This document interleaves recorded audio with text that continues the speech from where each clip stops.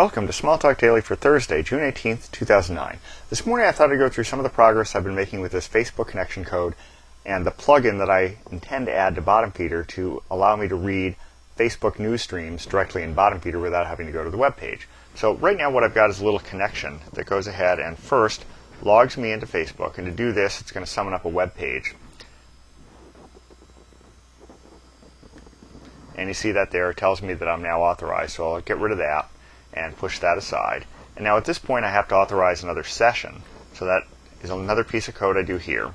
Now this I intend to actually put in the code so that it's just a menu pick eventually, but I'm kind of in manual mode at this point. And then finally I issue this API call, get Facebook feed, and what this does is it goes off and gets a stream using the stream get command to Facebook, and then turns that into what looks like an RSS feed as far as BottomFeeder is concerned, so that I can then go ahead with this next little line of code that's down here and take that and just shove it straight at BottomFeeder.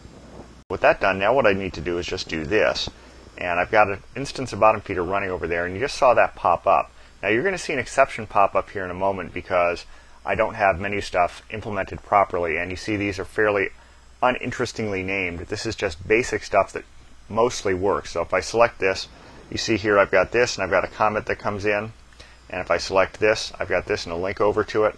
If I select this, I get this here, and here's Troy talking about his iPhone 3GS, which he's just taunting me with. So in any case, this shows you the interesting stuff. You've got up here the Facebook profile picture, and then down here the text. Now what I need to do is I should really go through this and take all of these things and turn anything that's in here that should be a link into a link, and that's something that I can do in the future. But in any case, you see that I'm making some progress on this, and I've got basic stuff working so that you can view your activity stream from Facebook in BottomFeeder. So pushing that aside for a minute, let's take a look at the code behind this. It's all pretty basic. Over here I've got, in my API, I've got the setup connection, which just goes ahead and creates a secret holder from a settings file that I've got encrypted, and then it goes ahead and creates a connection and logs in, and that's the point where I summoned the browser and had to go through that first step. The second step is the authorization, where I get a session, and this asks me, well, if you're connected, go ahead and return yourself. If you're logged in, then I need to get a session. If you're not even logged in, you need to do the setup connection first. So there's this two-step ballet you have to go through. So this is something that anybody that uses this is eventually going to have to go through. And how often you see this is going to depend on whether you check the little box that Facebook gives you on that login page to tell you whether you want to stay logged in or not. And that's kind of up to you, not really something I can deal with.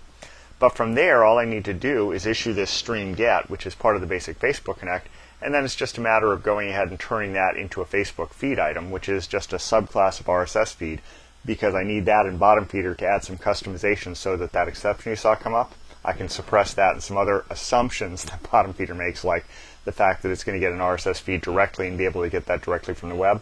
Well, I need to customize that. So in any case, that's the progress I've been making. This is the kind of thing that the Facebook connection that I built allows this kind of integration with other tools you might want to build, and some pretty cool stuff. Anyway, that's it for today. Till next time, have fun with small talk.